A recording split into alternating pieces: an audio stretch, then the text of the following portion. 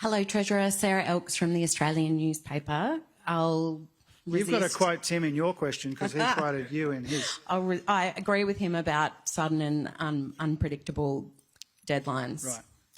They're the bane of every Treasurer and journalist's existence. I wanted to ask about the Albanese government's previous promise about bringing electricity prices down from 2022 levels. Unfortunately, that did not occur. Can you now make a guarantee that power prices for consumers will come down or will at least remain stable in a second term of an Albanese Labor government? Well, a couple of things about that, a couple of important points, Sarah, and I appreciate your question. First of all, if you look at the inflation numbers for the last year to the end of 2024, what we saw that electricity prices were down a little over 25%. And lest you want to think that that is all the rebate, most of that is the rebate, but they still would have gone down a bit over 1.5% absent the rebate. And so in the last year, what we saw was some pretty encouraging outcomes when it came to electricity prices. When it comes to the rebate, I want to shout out Stephen and Grace as well for the way that we worked together to take some of the edge off electricity bills. We understood that that was a big part of cost of living pressures. We worked together very effectively in ways that I'm very grateful for to take some of the edge off those electricity prices. Now we know, as I suspect your question is referring to, we've had the default market offer released in recent days, and in some parts of Australia we are expecting some price pressures. And as the experts, the independent experts said at the time, that is primarily about the unreliability of the legacy parts of the energy network. And so what we need to do is we need to make sure that we are introducing cheaper, cleaner, more reliable energy into the system over time, because that's the only way over the longer term that you get that downward pressure on prices. Third point I'd make is that if you want lower electricity prices, the dumbest thing that you would do would be commit to nuclear reactors in 15 or 20 years' time, because that leaves the old unreliable parts of the system in place for longer. It's the most expensive form of new energy, and it will push up electricity prices as well as introduce a whole bunch of uncertainty.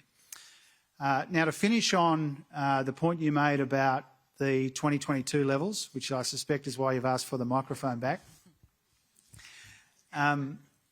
The number that you're referring to, which we all used on a number of occasions, was a forecast in 2021 about an outcome in 2025. And I think for a lot of the reasons that I've run through in my speech today, but also particular to the energy market, there's been a lot of uncertainty, a lot of volatility between 2021 and 2025. And so our responsibility is to, first of all, understand and accept electricity prices are a big part of the pressure on families, on households, on pensioners, to do what we can in the near term, which we have with our energy rebates, and in the longer term with our cleaner and cheaper, more reliable energy. And in that, I would happily stack up our plan against this nuclear insanity any day. And just a follow-up, well foreshadowed, given that decision from the AER last week or this week that power prices or the price cap is due to rise, it sounds like you're not keen to make another guarantee in the way that you did in the past. Will there be further electricity bill relief for consumers in the budget next Tuesday? You can just give us a little hint. We won't tell anybody. Well, I think as I've made pretty clear on a number of occasions now, there are hints in the first three budgets for the government's fourth budget. I'm obviously not going to commit to another round of energy bill rebates here with you in Brisbane a week out from the budget. But what I can say is that there'll be more cost of living help in the budget.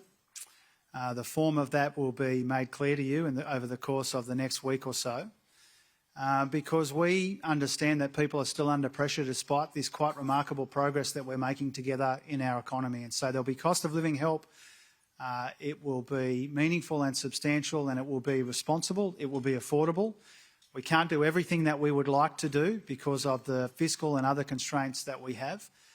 And there's always a premium on responsibility, but especially now. But there'll be cost of living help. The form of that you'll have to tune in a week from now.